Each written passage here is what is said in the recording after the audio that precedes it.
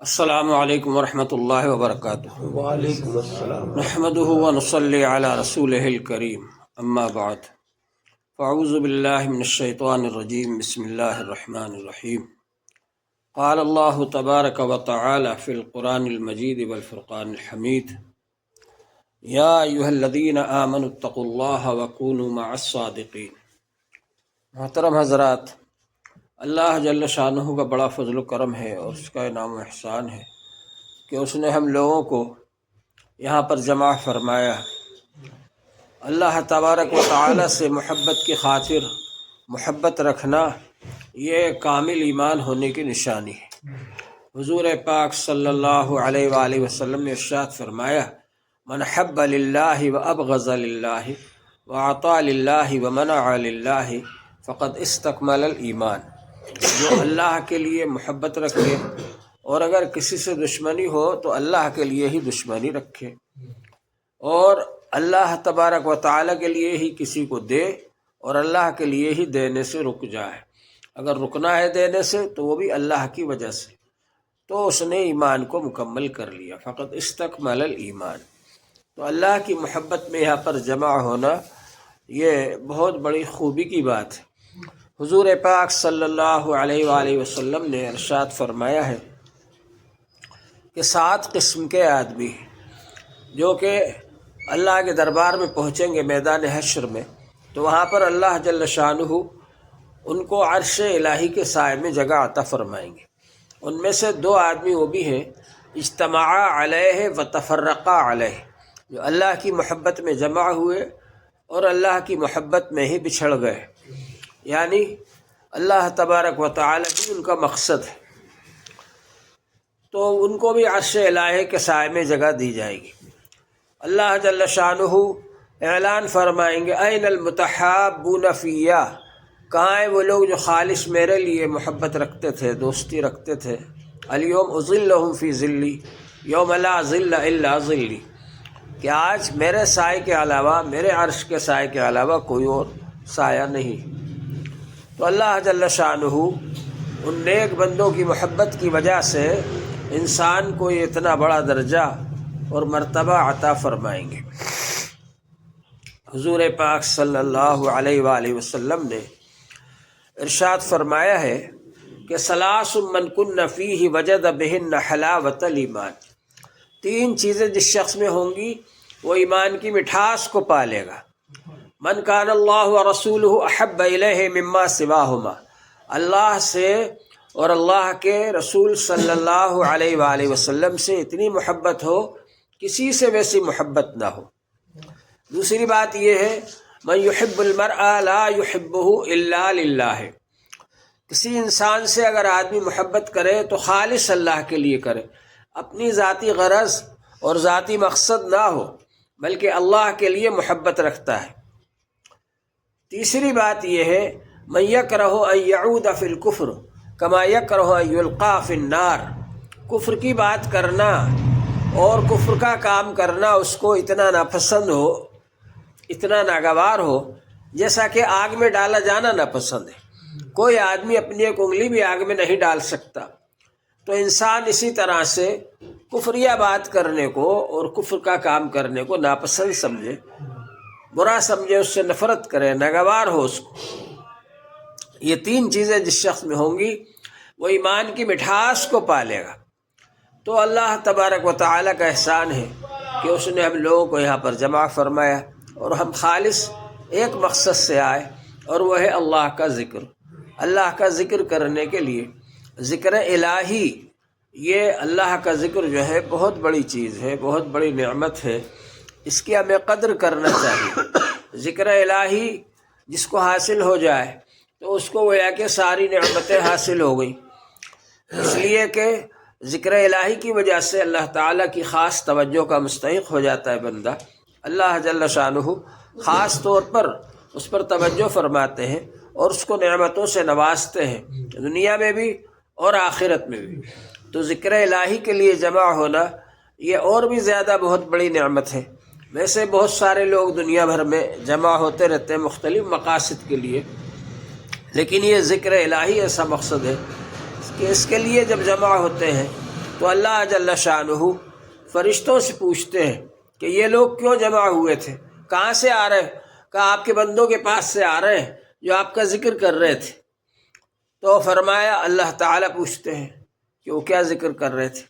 تو فرشتے بتاتے ہیں یسبحونک ویحمدونک، وہ آپ کی تسبیح بیان کر رہے تھے، سبحان اللہ کہہ رہے تھے، الحمدللہ کہہ رہے تھے، ویہللونک، اور لا الہ الا اللہ پڑھ رہے تھے۔ اور فرشتے کہتے ہیں یکبرونک، وہ اللہ اکبر کہہ رہے تھے، اور یسألونک الجنہ، وہ آپ سے جنت مانگ رہے تھے۔ تو فرشتے پوچھتے، اللہ تعالیٰ پوچھتے ہیں کیا انہوں نے جنت کو دیکھا ہے؟ فرشتے کہتے ہیں نہیں دیکھا، اگر دیکھ لیتے اور زیادہ رغبت کرتے۔ پھر اس کے بعد میں اللہ تعالیٰ پوچھتے ہیں اور کیا کر رہے تھے کہ وہ جہنم سے پناہ مانگ رہے تھے۔ تو اللہ تعالیٰ پوچھتے ہیں کہ انہوں نے جہنم کو دیکھا ہے؟ تو وہ کہتے ہیں نہیں دیکھا، اگر دیکھ لیتے اور زیادہ پناہ مانگتے۔ تو اللہ جل شانہ فرماتے ہیں فرشتوں تم گواہ رہو، میں نے ان کی جو انہوں نے مانگا جنت وہ دے دی، اور جس چیز سے پناہ مانگی جہنم اس سے ان کو بچا لیا، پناہ دے دی۔ تو یہ اللہ تبارک و تعالیٰ کے نیک بندے جو ہیں، ان کے پاس آنا، بیٹھنا، جمع ہونا، یہ بہت بڑی قیمتی بات ہے۔ فرشتے کہتے ہیں کہ اللہ تعالیٰ ان میں ایک بندہ ایسا تھا جو راستہ چلتے گزرتے ہوئے ویسے ہی شریک ہو گیا، اس کا مقصد اس مجلس میں آنا نہیں تھا، تو اللہ تعالیٰ فرماتے ہیں اس کی بھی مغفرت ہو گئی، اس لیے کہ ہؤلاء القوم لا یشقی جلیسہم، یہ ایسے لوگ ہیں کہ ان کے پاس بیٹھنے والا بھی محروم نہیں ہوتا۔ تو یہ مبارک مجلس جو ہے یہ بہت قیمتی مجلس ہے، اس میں آپ حضرات تشریف لائے۔ اللہ تعالیٰ آپ کو جزائے خیر عطا فرمائے، اور ہم سب کو اللہ تعالیٰ اس مجلس کے اندر جڑنے اور جمع ہونے کی وجہ سے دنیا آخرت کے تمام نیک مقاصد میں اللہ تعالیٰ کامیابی عطا فرمائے۔ یہ بہت مبارک مجلس ہے، ہم کو بھی اہتمام سے اس میں حاضر ہونا چاہیے، اور کوشش کرنا چاہیے ہمارے ذریعے دوسرے لوگ بھی اگر اس میں جڑ جائیں، جمع ہو جائیں، تو انشاءاللہ بہت زیادہ فائدے کی بات ہوگی۔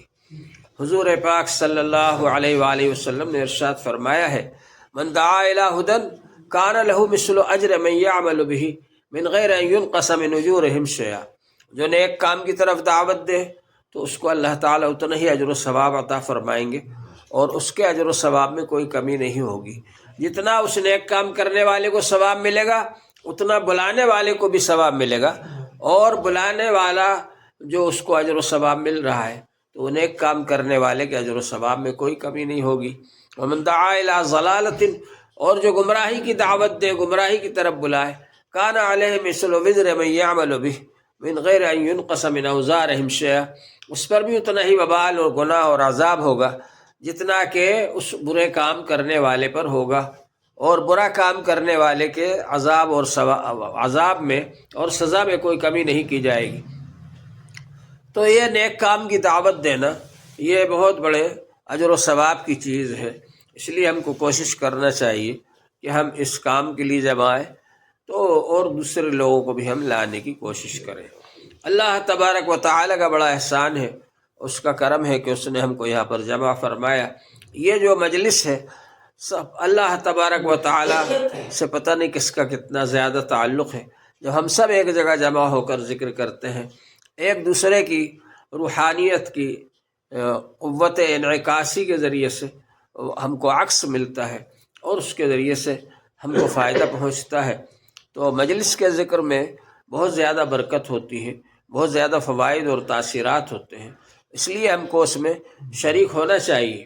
صحابہ کرام کہتے ہیں، ایک صحابی ہے وہ کہتے ہیں کہ حضور صلی اللہ علیہ وسلم کے پاس ہم حاضر ہوئے، اور ہم نے عرض کیا کہ اللہ کے رسول صلی اللہ علیہ وسلم، جب ہم آپ کی مجلس میں ہوتے ہیں تو ہمارے اوپر بہت اچھے اثرات ہوتے ہیں، بہت فائدہ ہوتا ہے ہمیں، لیکن جب یہاں سے جاتے ہیں تو وہ کیفیت باقی نہیں رہتی۔ تو حضور پاک صلی اللہ علیہ وسلم نے فرمایا کہ جو کیفیت یہاں مجلس میں ہوتی ہے اگر وہی کیفیت ہر وقت برقرار رہنے لگے تو راستے میں فرشتے تم سے مصافحہ کرنے لگے، لیکن یہ کبھی یہ کیفیت ہوتی ہے، کبھی دوسری کیفیت ہوتی ہے، کیفیت بدلتی رہتی ہے، اس لیے اس کا زیادہ فکر نہیں کرنا چاہیے، اور اس کی طرف زیادہ توجہ نہیں دینا چاہیے کہ ہماری کیفیت ایک ہی رہے، اور ہر وقت ہم کو وہ کیفیت حاصل ہو جو کہ مجلس میں حاصل ہوتی ہے، لیکن بہرحال اللہ کے ذکر سے تعلق رکھنا چاہیے۔ یہاں سے جانے کے بعد بھی ذکر الہی جاری رہنا چاہیے، اس کا سلسلہ جاری رہے، روزانہ ایک وقت مقرر کر کے ذکر کرتے رہیں اور اس کا خیال رکھیں کہ ناغہ نہ ہو، تاکہ ہمارا یہ جو ذکر ہے یہ ذکر جاری رہے۔ جب مسلسل کوئی کام ہوتا ہے تو اس کا اثر پڑتا ہے۔ خیر العمل ما دیم علیہ وان قل، سب سے اچھا کام وہ ہے جس کی پابندی کی جائے اگرچہ وہ تھوڑا ہو۔ تھوڑے کام کی بھی اگر پابندی کی جائے تو اس کے زیادہ اثرات ہوتے ہیں۔ ایک ایک قطرہ اگر پتھر پر گرتا رہے تو پتھر میں بھی سوراخ ہو جاتا ہے۔